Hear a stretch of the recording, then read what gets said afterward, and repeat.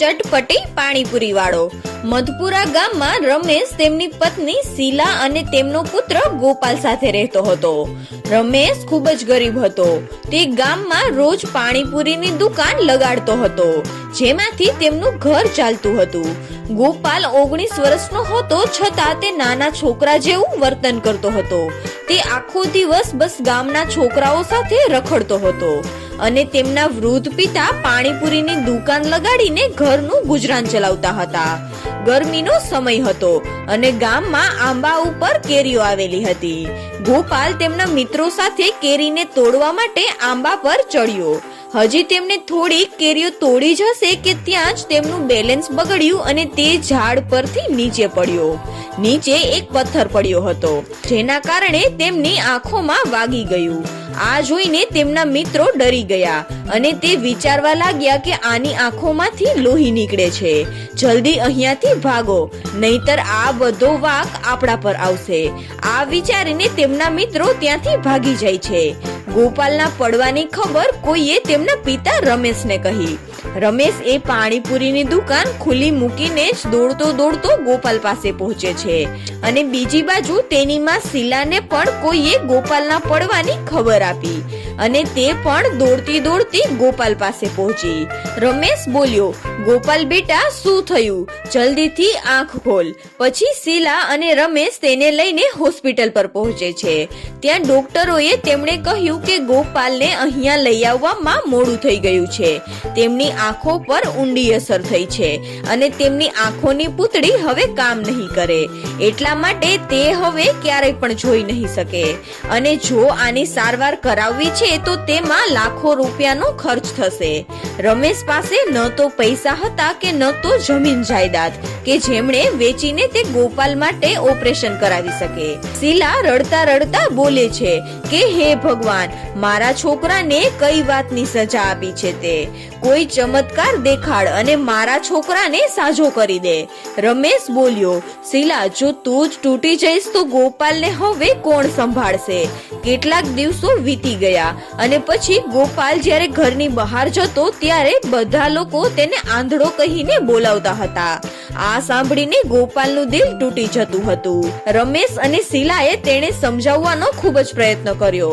પછી ગોપાલ ઘરની અંદર જ રહેવા લાગ્યો અને બીજી બાજુ રમેશની ઉંમર પણ વધતી જતી હતી। સમય સાથે તે હવે વૃદ્ધ થઈ ગયો હતો અને તેની તબિયત પણ હવે સારી રહેતી ન હતી।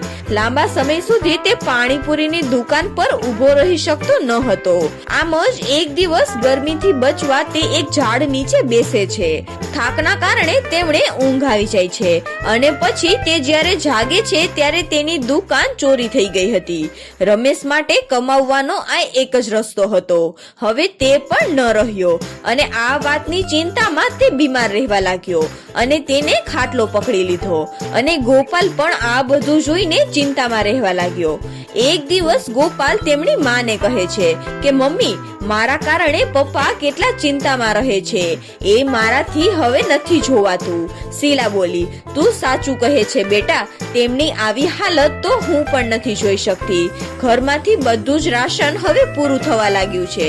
મને ખબર નથી પડતી કે હવે આપણો ગુજારો કઈ રીતે થશે। ગોપાલ બોલ્યો, મમ્મી, હું પપ્પા સાથે વાત કરવા માંગુ છું। હવે આ ઘરની બધી જ જવાબદારી હું સંભાળવા માંગુ છું। શીલા બોલી, પણ બેટા, આ હાલતમાં તું બધું કઈ રીતે કરી શકીશ?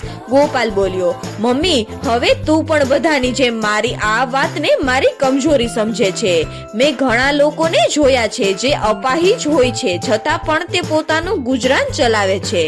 મેં પપ્પાને પાણીપુરી બનાવતા જોયા છે તો હું સારી રીતે જાણું છું કે પાણીપુરી કઈ રીતે બને છે અને થોડીક જો મદદની જરૂર હશે તો એ તમે કરી આપજો। શીલા બોલી, પણ બેટા, આ બધી વસ્તુઓ માટે પૈસા ક્યાંથી આવશે? ત્યાં રમેશ બોલે છે, બેટા ગોપાલ, અહીંયા આવ। મેં ઘણા વર્ષો પહેલા મારા ખાતામાં 10,000 રૂપિયાની FD કરાવી હતી, કારણ કે જરૂરતના સમયે તે કામ આવી શકે। તું તારી માં સાથે જઈને એ FD ને તોડાવી આવ। એ અત્યારે કામ નહીં આવે તો પછી ક્યારે કામ આવશે? બીજે દિવસે ગોપાલ એ તેમની માં શીલા સાથે જઈને FD ને તોડાવી આવે છે અને એ પૈસામાંથી જરૂરતની બધી જ વસ્તુઓ અને દુકાન ફરીથી બનાવે છે. અને શીલાએ પણ ગોપાલનું મનોબળ મજબૂત કરવા માટે ચૂલા ઉપર ગોલગપ્પા બનાવવાનું શરૂ કર્યું. ગોપાલ તેમના પપ્પા રમેશને પૂછે છે કે પપ્પા, હવે તમે મને કહો કે પાણીપુરીનું પાણી કઈ રીતે બને છે. હું ચાહું છું કે ગ્રાહકોને એ ચટપટો સ્વાદ ફરી મળે. પછી રમેશ તેને પાણીપુરીની રેસીપી કહી દે છે અને પછી ગોપાલ એ મુજબ પાણીપુરીનું પાણી બનાવે છે.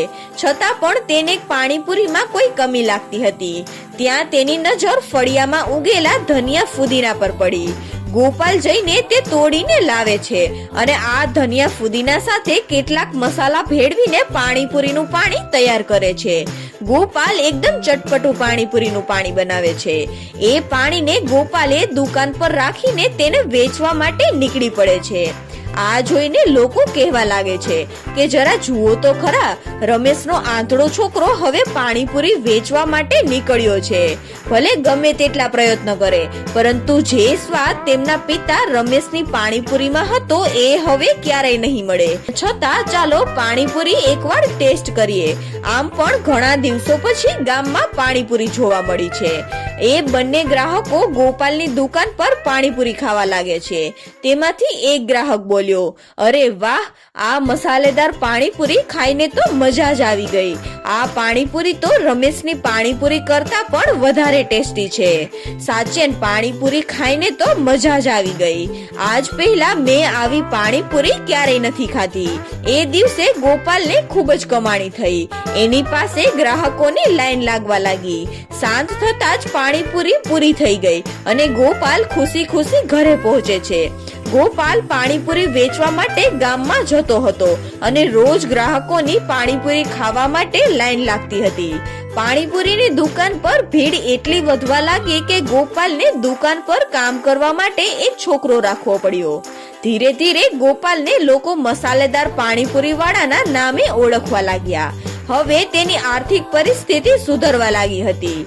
એક દિવસ ગોપાલ તેમના પિતા રમેશને કહે છે કે ચાલો પપ્પા, હવે આપણે દિલ્હી જઈએ અને ત્યાં જઈને આપણે તમારી સારવાર કરાવીશું. રમેશ બોલ્યો, નહીં બેટા, હું તો હવે વૃદ્ધ થઈ ગયો છું. તું તારા માટે વિચાર અને તારી આંખોની સારવાર કરાવ.